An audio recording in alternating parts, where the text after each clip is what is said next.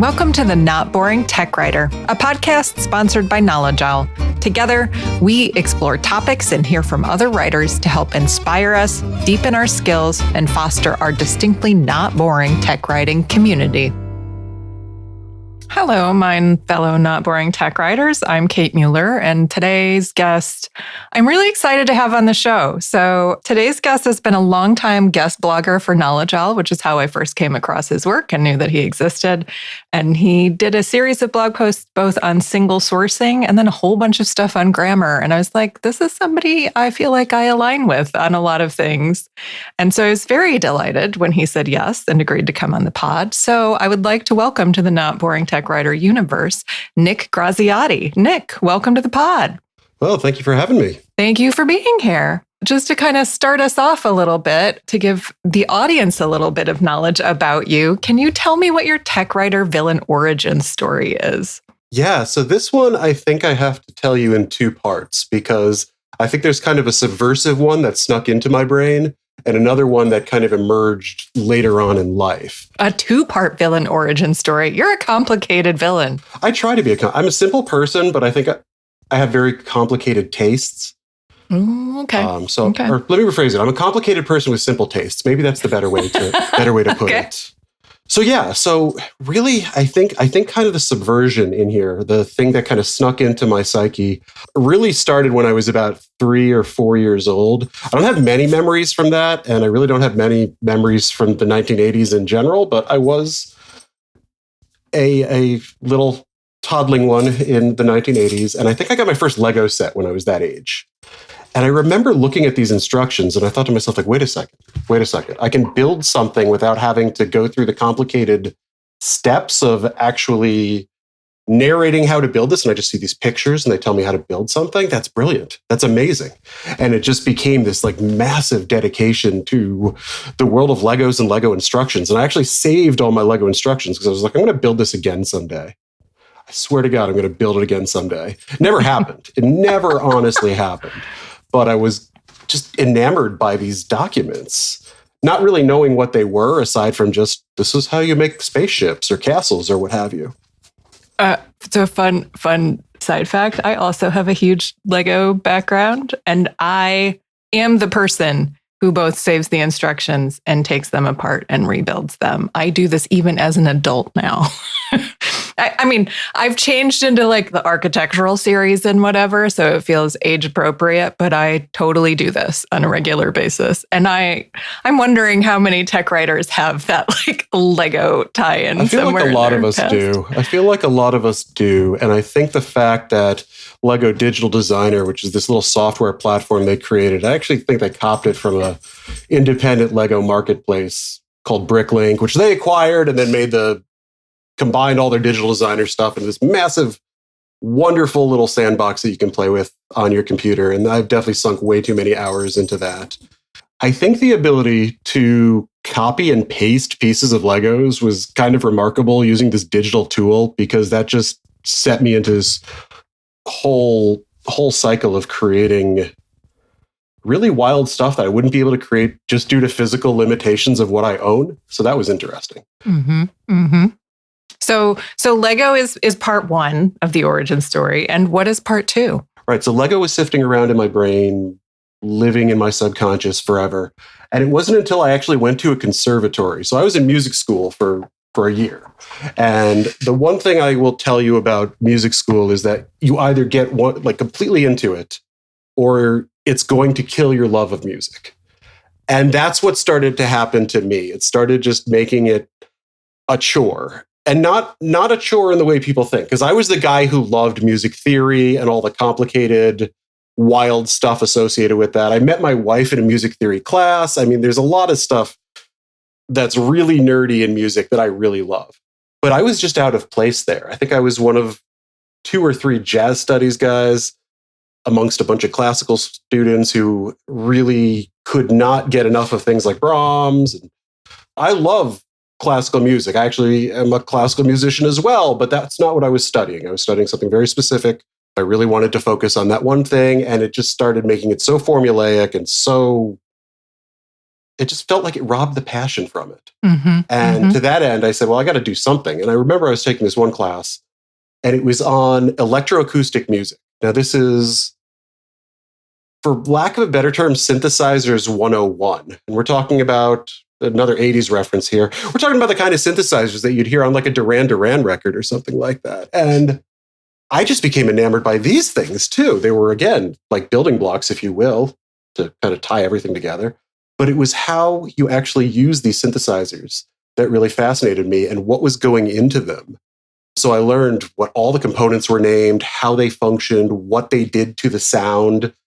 And I just thought, this is remarkable. And I knew I was going to get into the writing school where I went to my undergrad, which is kind of cool, actually, because it was the same writing school that Rod Serling taught at, if you like the Twilight Zone. So that's a great aspect of lineage to have if you're one of those people who's like, yeah, this is where my lineage comes from. It's not really a thing that we talk about a lot in America, but it's definitely something that, like, if you do like a Japanese martial art, they're going to tell you where it was founded by whomever. And it's a part of the kind of like the ethos of that world. Well, so I'm in the writing program and I'm thinking, man, there's all this stuff on science and nonfiction here. Why don't I try getting into writing about synthesizers? And that's just what led me on down this rabbit hole. And I've been doing it ever since. I've been in the tech comm world ever since. I was graduating and I said, I'm going to be a technical writer. And I wear that moniker very proudly. I sometimes make the common joke, I'm technically a writer, but I think we all do that at some point because it's too stupid to not pass, to pass on, right? Like you have to use that every so often. I think it also helps make it sound a little bit less intimidating or confusing for folks. At least they get to have a little bit of a laugh. So if I want to tie a common thread between the two parts of that origin story, it is perhaps that you had a really good experience as a reader of technical documentation, and that kind of opened doors for you and led you down the path of creating technical documentation. Fair? Yeah, I think that's a fair way to put it. I think there was an element, kind of in addition to that, of seeing it as a creative endeavor. I think one of the things a lot of people look at technical writing as something that is inherently dry and inherently without passion or boring. Yeah, it's almost it is in our title. I was going to say, it's almost like there's something about boring tech writers that I'm part of. Yeah, and I think that's what a lot of people get out of that. That's what they look at. And I said, no, this is really cool. So let's go back to the synthesizers for a second. I would look at these devices and say, okay, these are really cool, but how do I manipulate them to make a sound? How do I turn the knobs, play with the sliders, play with the dials to make all the beeps and boops really musical, if you will? And one of the things I came across, actually, and these are really famous, the Moog synthesizer manuals are incredibly useful for that kind of thing. They explain not only how to manipulate the sounds that you have, but also why. So I'll give you an example. There's a thing like an EG, an envelope generator, which just kind of draws out the way the sound looks over time. So you could think of it like almost like a piece of a wave or something, or maybe just like an arc, because you could create a sound that gradually rises in volume and then steeply drops in volume, for example, which is kind of the opposite of a piano, right? Like you hit a piano and it makes its loudest sound first and fades away. You could actually have something fade in and then just abruptly stop. You use an envelope generator to do that. And their manuals explain how to set it up, but also why it does the thing it does. And I thought that was just the coolest thing, that whole justification attached to that manual. Like, I'm not just knowing how to do it, I'm knowing why I'm doing it. And that was a level of mystery and kind of beauty that I thought a lot of manuals, a lot of documentation was missing. And it just got me hooked because I could keep learning more and more and more. And I'm like a sponge that way. I just want to absorb every darn thing I can get. Which serves you well in this profession, for sure. So you're a proud tech writer by title. What is your kind of current role, or what kind of documentation are you currently working on? Yeah, so my current role is with a small startup company out of Troy, New York. The founders were associated with Rensselaer Polytechnic Institute. That's where I actually went for my grad studies. So a bunch of folks there are from there. It's been around for about 6-7 years now. So it's kind of moving out of the startup phase. We're having a few growing pains from that. Nothing I haven't seen before, but I am the lead technical writer there, and I do all the requirements documentation and the software documentation for our system. And that involves a lot of database stuff, a lot of mappings, a lot of SQL, a lot of API stuff. There's just a lot of hyper technical stuff going into this. And fortunately, my audience is the development team. So I'm kind of like an internal facing technical writer in this circumstance, which makes it a lot easier, I'll say, to communicate some of these radically wild concepts to anyone outside of the dev team. Like if you're not in the dev team, you're going to see some of these things and go like, what the heck is going on here? Why is he talking about this stuff? What does this even mean? But you have a very clearly defined audience and a good understanding of your audience. So Absolutely. It allows you to very much gear your content toward that audience's needs, which is helpful. Absolutely. And I think that's something, you and I have talked about before, is really writing towards an audience. Like, what is your understanding of the people you're working with? What is the understanding of your readers? How do you adjust your needs to their needs, right?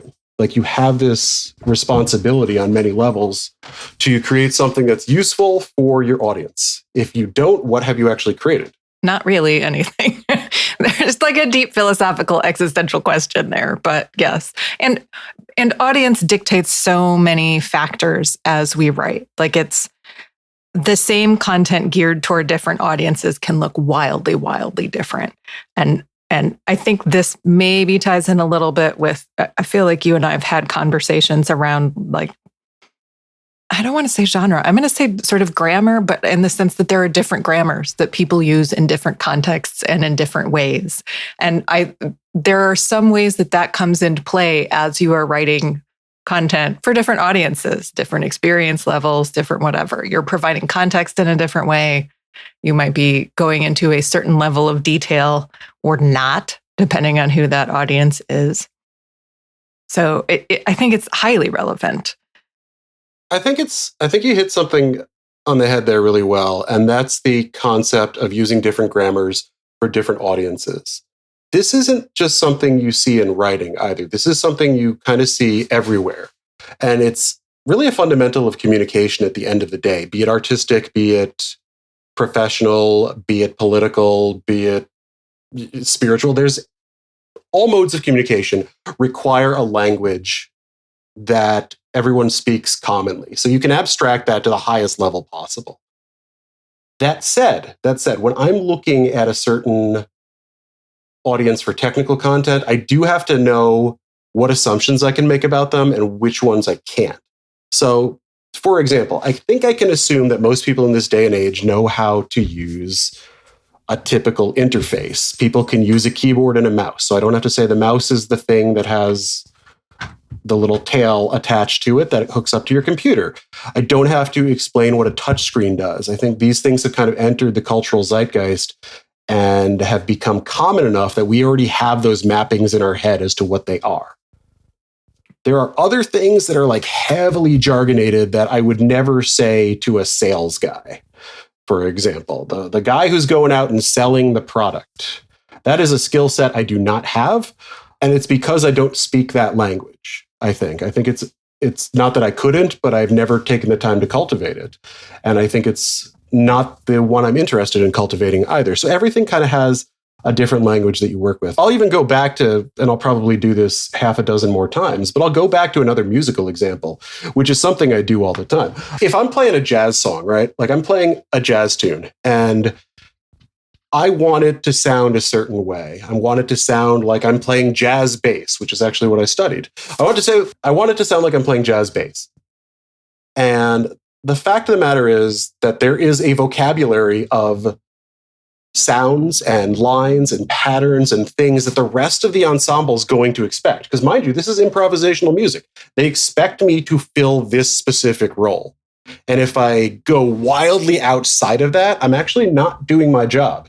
A lot of people will tell you that jazz can be whatever you want it to be, but it can't, because yes, on one level you can say that, but on another level, if I stop doing the thing you expect, I've kind of broken the agreement that we had on the language. It's very much like Wittgenstein's language games. I mean, he had this whole concept that if we're playing the same language game, we can talk to each other. If we're not, or we are playing by a different rule set, it's going to change everything. So if I'm trying to play like a bebop tune and something in the style of like John Coltrane, and suddenly there's a guy who's taking a solo and it sounds really like Django Reinhardt and like French jazz music, completely different set of vocabularies. It might work, but there's more of a chance it won't, because people won't expect that. And you can actually hear this on old jazz recordings too, like when Coltrane himself would bring in tunes that kind of broke the expectation. You can even tell some of the keyboard players and the bassists are having trouble keeping up with the harmony because it's so radically different than what they expect. It's not the same language. Yeah, it's not that it's not possible, but it creates a whole lot more work for everyone involved to kind of bring those pieces into alignment and figure out where they stand, which I think does translate really well into the writing world. Because if you're straying too far outside of the content type that you're focusing on, or your audience, or some other aspect of that genre, it's going to be jarring. It's going to be uncomfortable for somebody engaging with that in a way that, like, if you're predictably structuring things, if you're using language in a consistent way, if you're styling and formatting things in a consistent way, those things, through their kind of predictability or familiarity, reduce stress. They make that a much more pleasant end user experience. And if you're bringing in too many different things from too many different places, you're just amping up the ambient stress and making it harder for somebody to get what they need out of that and leave feeling successful and competent, right? Yeah, and I think that's a really important aspect too of technical communication, that a lot of people who go into technical writing specifically don't think about the entirety of communication attached to this. Some people think it's just going to be writing. It's just going to be writing about the content. And on one level, that's true. Absolutely. There's another factor here, though, that we can look at things like contrast versus repetition. And like you said, if you have a uniform way that you're communicating something, you're always using this term, you're always using this particular demarcation in your text for an interactive screen element, for example. I'll just use a UI example. Like if it's a button that you click and you always highlight it, and you never say the word button, you just say click save or to finish or what have you.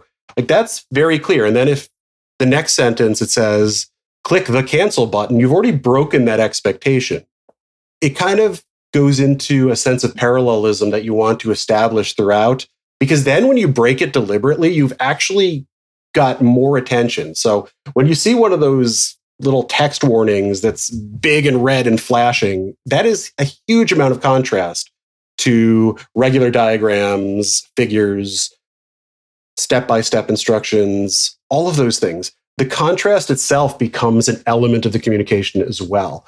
And this is kind of one of the things I see with the developers I work with a lot. They will often write the way they speak to each other, which is both full of jargon, but it's also full of certain developer-specific vernacular.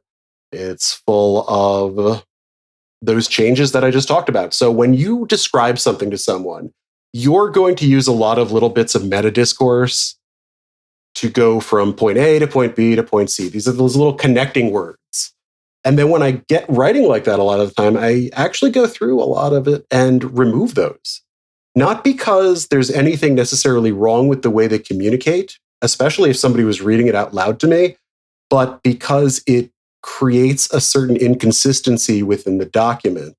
So oftentimes I'll see something where it does say, click the X button and then do the Y function and then click Z, or select Z and then click Z, and then any manner of verbs to interact with things. And those can really kind of screw up your user, because your users are going to be looking for specific cues, and they're going to be looking for specific nonverbal things. I say nonverbal even though we're talking about writing, but it's actually kind of the same thing, because people are looking for cues within the text to simplify it, to kind of reduce their mental load. And I think right now in the world in which we live, I think a lot of people have a reluctance to actually go through and read every single line of a text.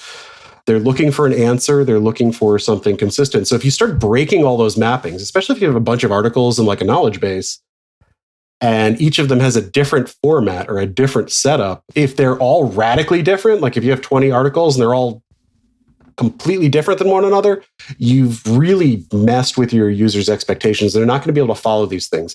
If you have one or two different formats that you use repeatedly, and they have a nice contrast between the two of them, it's going to be easy to map back to the same kind of things that you're used to. We do it all the time with sounds, for example. Like one of the most famous sounds in computing history was the "you've got mail," or the classic door opening or door closing sounds that you would get in a chat room, particularly the old AOL chat rooms. Those mapped to things we actually expect to hear in the real world. Well, maybe not "you've got mail." That would be kind of weird. But like a door opening and a door closing, I know someone has physically entered a room or at least peered in some capacity. So like having existing mappings that people use all the time is really helpful for communication. So why not like tap into that? Why not use that? There's definitely a lot of psychology that goes into this, but I think it's an important psychology because it forces you outside of some of the barriers that prohibit communication and the ability to kind of think of new things. And that's another thing I'll bring up maybe when it's a little more opportune. I feel like you're touching a bit on both sort of style conventions in documentation, but also anything that would trigger like a visual cue, whether that's visual assets you're using, whether it's formatting choices about like headings or bold or italics or other things like that. Is it safe to say that, am I summarizing that okay? Like, is it a little bit both stylistically, we want to be presenting text in the same way consistently so that people kind of, we train them on how they should be reading our documentation and what it's safe for them to expect from our documentation, while we're also thinking about, visually speaking, that we are highlighting things in the same way every single time or formatting things in the same way so that it becomes predictable, so that when we break the rules, we might add a call out, an alert, an admonition, something, whatever you might call that in your docs, that it actually has power because they're used to the consistency. And then when you actually break the consistency, they pay more attention. Absolutely. Absolutely. That's a really good way to put it. And I think this was something I would always tell people when I was actually teaching writing classes. And I think it was particularly useful for younger students, but also for ESL students. I've actually worked with a lot of English second language people. And one of the things that I felt was really important to really hammer down pat into people's heads is, look, you can break any rule you want to. You can break any rule in writing, but you have to be able to justify why you're breaking that rule. And I think a lot of people I have worked with in the past, particularly people who had focused very heavily on poetics rather than like rhetoric or communication or psychology, people who focus more on poetics or creative prose, there was a sense that I can do whatever I want to because it's my piece and there are no rules to work with. And I think that's actually more restrictive on some levels because you get into this point where if there are no rules, I can do whatever I want. Well, that's really hard to come up with something just to begin with. And I think, yeah, you're going to have the tacit rules of grammar and syntax that you just always have attached to the language you work with. But there are other things that if you haven't done something deliberate with it or you haven't really made an effort to understand what you're doing, it just comes off as sloppy sometimes. And I've seen this. I've actually maybe considered it many times to be the difference between like good writing versus great writing. Okay, I know that this guy is writing a poem in iambic pentameter. Very strict, everybody who's studied Shakespeare at some point in their life knows way too much about iambic pentameter. But then what happens if you reverse the iamb and you have something else, or you have like something that's suddenly trochaic, or any of the other stress patterns, and it's just one word, and it's just one place in the whole 14 lines that you have to work with? That's designed to highlight what you're doing. Now, if you didn't know you were doing it, you might get away with it. But if you use it to emphasize something, particularly something that's like a dissonance in your narrative, that's way more powerful than using a really advanced word or a really wild other thing. There's so many ways to go about this. And I think that when you deliberately take a rule that you know and that you've practiced and that you've worked with a lot and break it for effect, for a reason, you've created kind of a deliberate or an intentional dissonance. That's a really powerful communication technique. Yeah, it's an interesting point about maybe the utility or the underlying purpose of the documentation, that technical writing really does depend on that dialogue, in part because you write a novel, you probably have a period where you're getting feedback, you're getting review, but then you publish it, it's out in the world, it's done. You never touch that novel again. Whereas tech writing, you are constantly updating documentation because you are documenting a thing that is not static. It's constantly changing. It's constantly evolving, whether that's a product, whether it's a series of processes, whatever that might be. Like you don't stick a pin in it and like that's the thing you document and then you never have to touch it again. You are constantly making changes, which means that the feedback loop is an inherent part of that, because you need to know if the changes that you've made to address the changes to the actual thing are still meeting people's needs, that they were structured in the right way, that you covered all the stuff that they cared about, and that you did it in a way that was clear and easy for them to follow. And I think that makes the genre different, because you have that sort of ongoing evolution of the documentation that never finishes. Like it's never done. You're never like, I'm finished documenting that product, never have to touch that again. Like not going to happen. Yeah, that's not going to happen. That's not going to happen in most of the tech writing world. I think it maybe lends itself to a little bit of my own personality anyway, because I don't really believe in permanence in any sense. I think everything is transient in some capacity. If you look at, I think it's Mahayana Buddhism, they have this sense of dependent origination. Everything is caused by something else. There's always a causal chain that causes A to B to C to D to E and so on. And we kind of bastardize it in the West and call it dharma and karma because they're cool terms to use, but it's a lot more complicated than that, I think. And I think there's an intrinsic sense of this non-permanence or this non-being that I actually really like about ever-evolving documentation. Now, on some levels, it makes parts of my life very difficult. It's really hard for me to write a song or a short story or something that I want to keep around because I'm like, I could revise that. I could change that. Maybe that's why I'm attracted to jazz, too, because it does have a level of, let's say, dependent origination in this circumstance. Yes, I have a structure I can work in, but within that structure, I have a lot more freedom to create something that's not permanent. Likewise, I think, and maybe this is a weird thing for a musician to say, or at least in this day and age, but a lot of people really love recording. They love recording music. They love creating a product like that. And I don't really believe in that necessarily. I think that it's great for the people who want to do that and take great pride and enjoyment from doing that, because that's a subjective experience. And I'm actually happy for people to have that subjective experience. For me, it's much more like theater. It's much more like a live theatrical thing. The act of performing it and the ephemeral nature of some of these things makes it have a certain level of beauty that I don't think you can always capture permanently.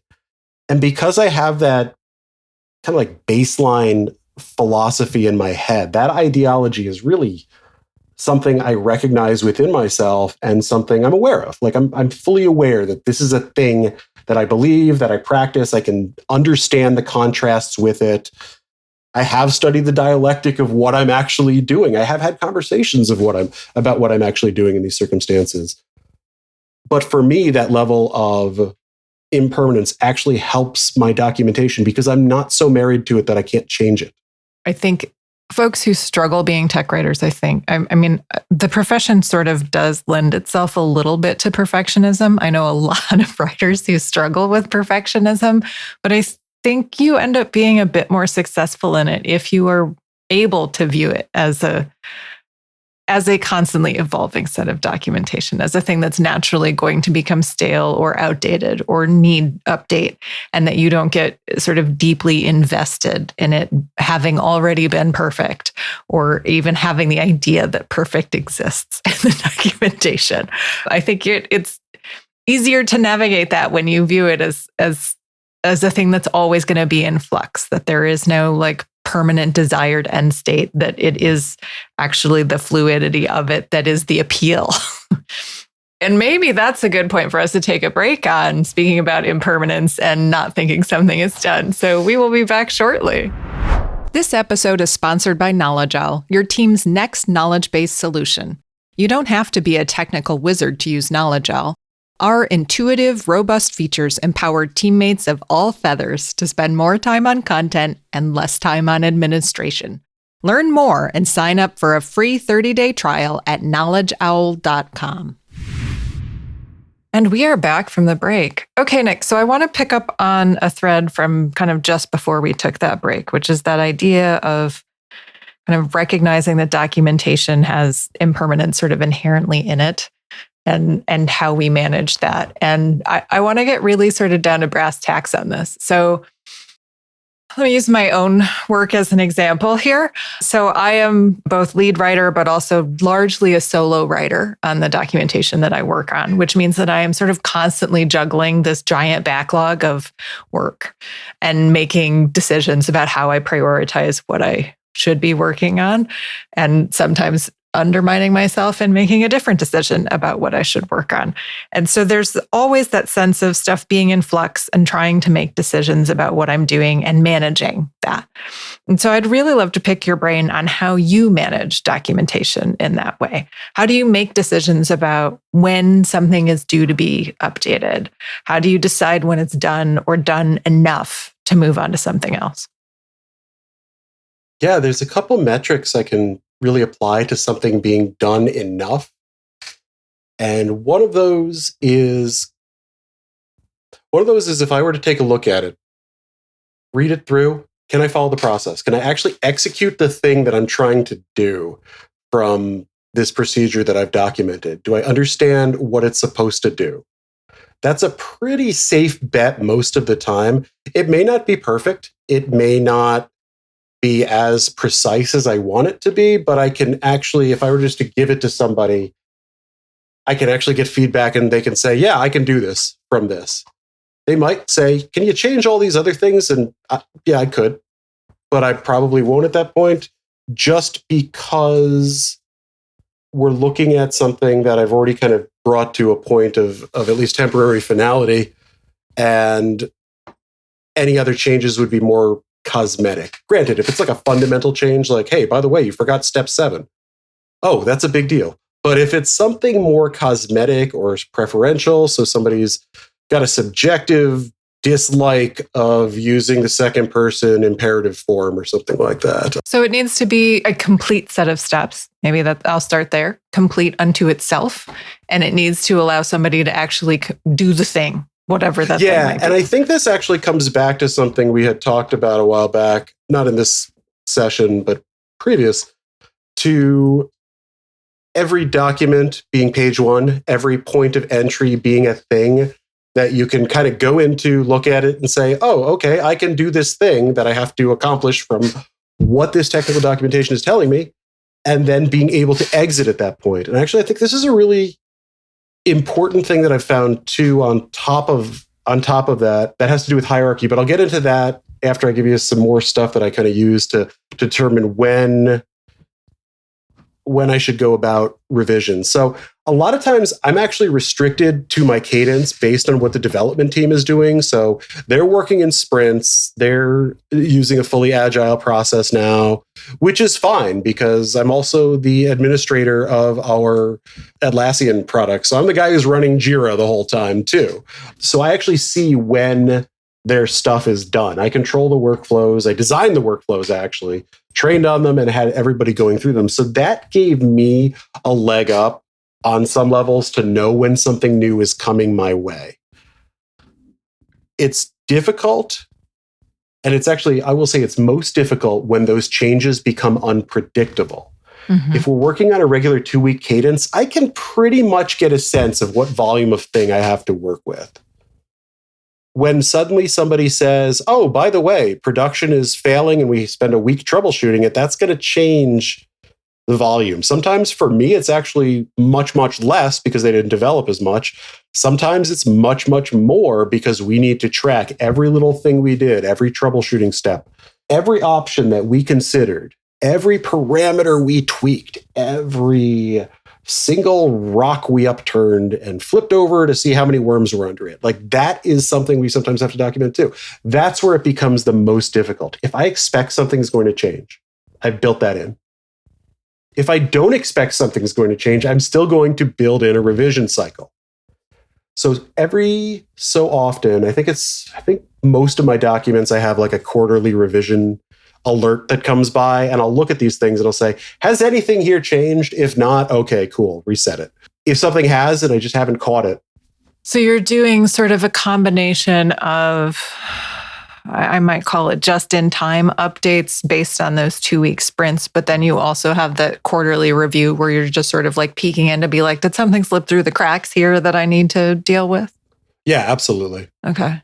And Absolutely. during your 2-week cycle, are you writing docs about the changes that are happening in that 2-week cycle, or are you like staggered? So you're basically documenting what happened in the previous 2 weeks. How does that work for you? It's a little bit of both. And I think it's a little chaotic right now as we kind of transform ourselves from a startup to a more mature organization.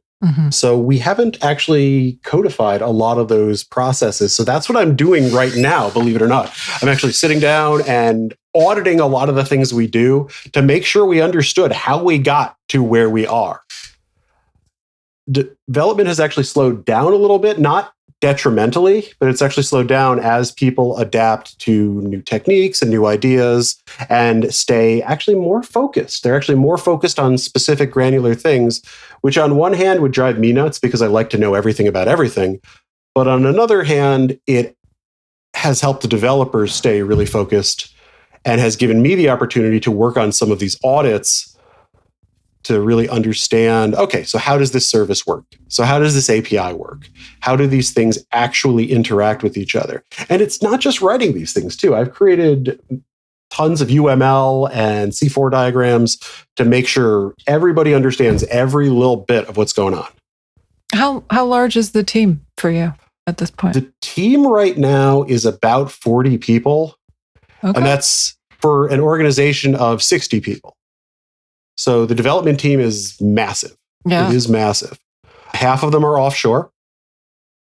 So I actually work with a team in India, and I work with a couple people scattered around the United States as well. And then there's the core team in Troy. Nice. That's a lot to juggle. I mean, a 40-person team. And do you have any other writers working with you, or is it just you? It is more or less just me. We had another person, and what she has kind of moved to doing is now more product owner, scrum master type things. So she's taken on that role. And the way we kind of look at it is if she's doing technical writing, it's outward facing, and I'm doing more the inward stuff. And I think that's probably the best way because realistically, I was the more technical person of the two and definitely the more experienced one. I definitely had that weird experience where she was there and a couple other folks were there, and I looked around and it was a pretty empty day. It was a Friday in the office. And I'm looking around and I'm thinking, oh my God, I'm not just the only person who is over the age of 30 here. I'm the only person who was born last millennium. And that was weird. That was a weird experience. I'm just thinking to myself, like, geez, like if this sobering. it was weird. Yeah. I don't know how else to say it. And like, I'll interact with anybody. Like I have friends that run the gamut of age from like their mid 20s all the way up to their mid 80s. And that's awesome. I'm glad I get that diversity of ideas and opinions and generations and people. And we all have stuff that we love together. So that really helps me.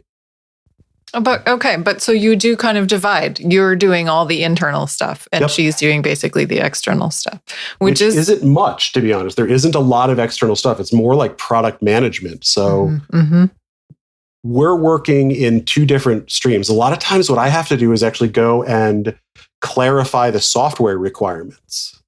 I've spent a lot of time working with the state of New York to write software requirements, like doing the requirements gathering, doing the software analysis, doing the BA thing on top of the technical writing. And they're definitely counterparts in this world. And I've been on many state projects. I was on the Affordable Care Act project and made it up to lead tech writer there. I've worked with the DMV, and I've worked with the Energy Research and Development, and all sorts of state contracts. And there's so much requirement gathering that goes into these things because they have to follow legislation as well.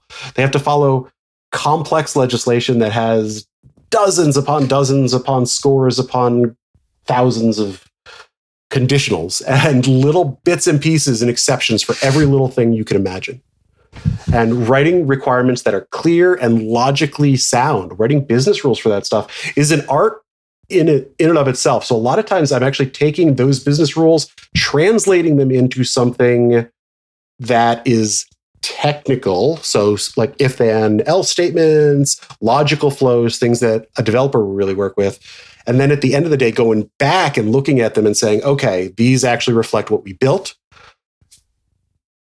If we have to change it, that's again, another one of those cues to say, okay, time to revise this thing, time to revise these business rules here, because those things change all the time. Again, I've created a lot of automation and little warnings and other things that offload some of that reminding.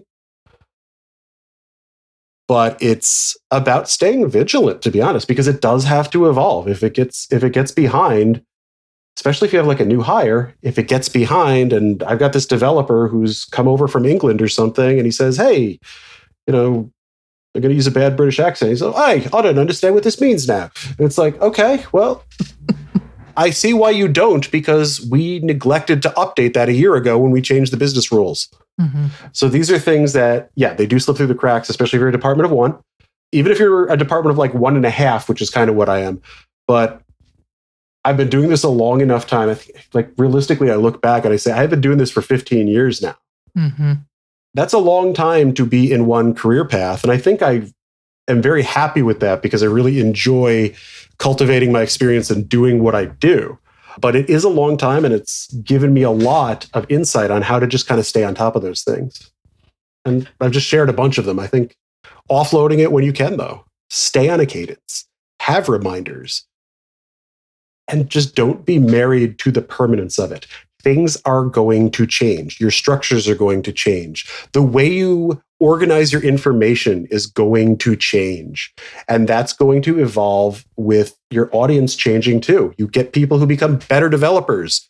People leave an organization. People come in. You now have a new audience. It's this very amorphous, nebulous blob of ideas and people coming together for a singular purpose ultimately, but you get through it. And by being flexible and by not remaining so rabidly zealous towards a single idea of what documentation should be and must be, will lend a lot of credence to those changes and make them a lot easier.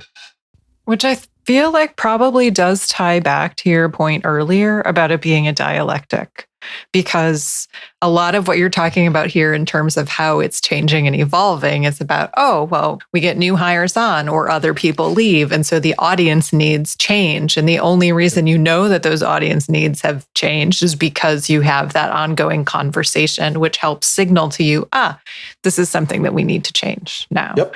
So absolutely. Aspect of the style guide or whatever. Yeah. So Nick, just to maybe wind us down a little bit, I know we've had a pretty far-ranging conversation. Are there any resources relating to anything that we've talked about today that you would love to point people to as reference points? Yeah, I think one of the things that will be really cool to just take a look at, you don't even have to understand what it does, but I would actually go to the Moog synthesizer website and check out some of their manuals. Ooh. Check out some of their documentation. I think sometimes seeing something that's kind of cool and quirky and weird in practice can be really useful.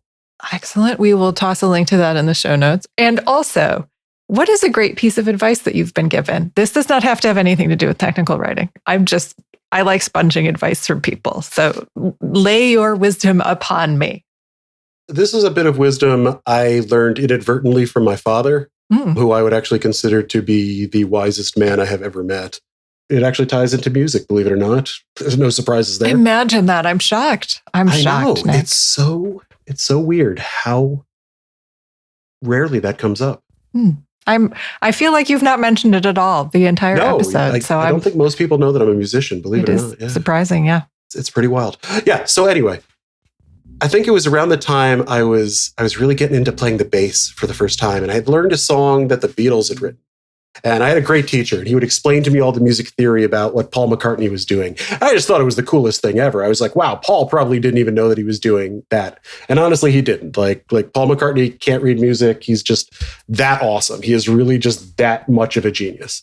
But I'm explaining it to my father. He's driving me into school, and I'm explaining it to my father because I have a presentation on it for the music class. And I'm really excited. And I'm going through it. And I say, yeah, Dad, he uses all these chord changes, and it's this thing called the contrapuntal elaboration of static harmony, because the harmony is static, but one voice changes. And then eventually that leads into a secondary dominant into another chord.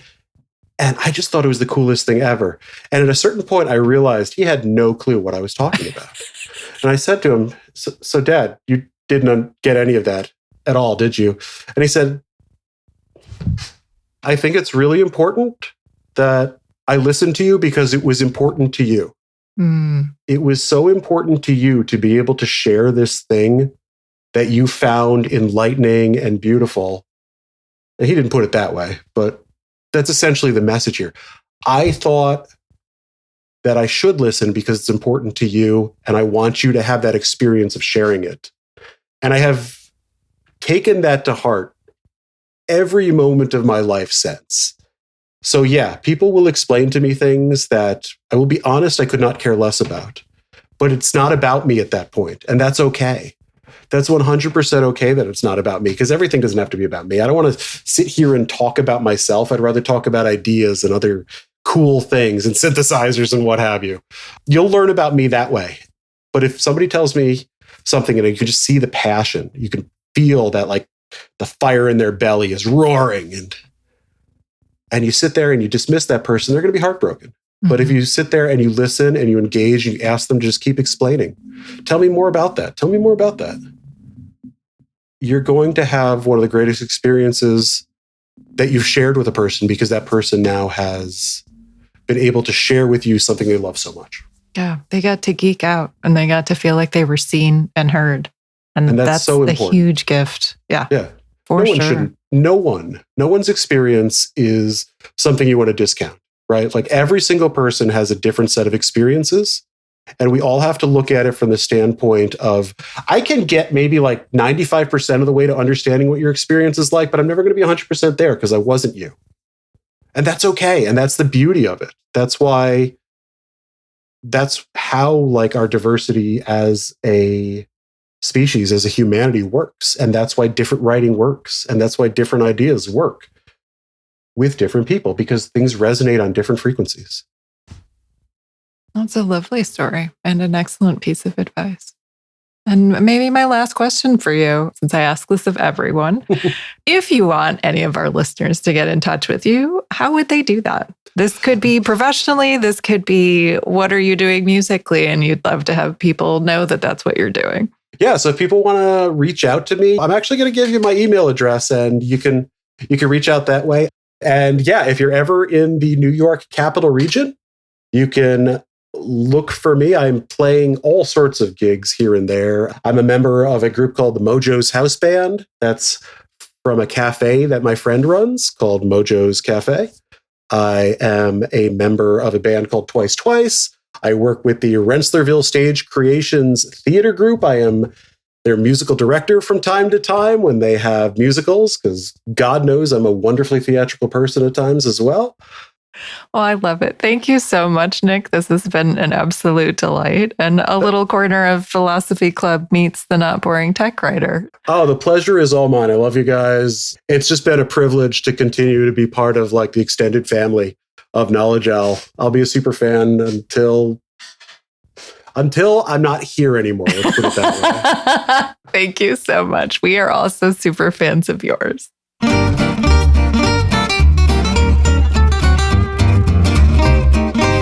The Not Boring Tech Writer is produced by the lovely humans at Astronomic Audio, with editing by Dylan, transcription by Alan, and post-production by Bean and Alex. Chad Timblin is our podcast head of operations. Our theme song is by Brightside Studio. Our artwork is by Bill Netherlands. You can check out Knowledge Owl's products at knowledgeowl.com. And if you want to work with me on docs, on knowledge management coaching, on revamping an existing knowledge base, go to knowledgewithsass.com. That's knowledgewithsass.com. Until next time, I'm Kate Mueller, and you are the Not Boring Tech Writer.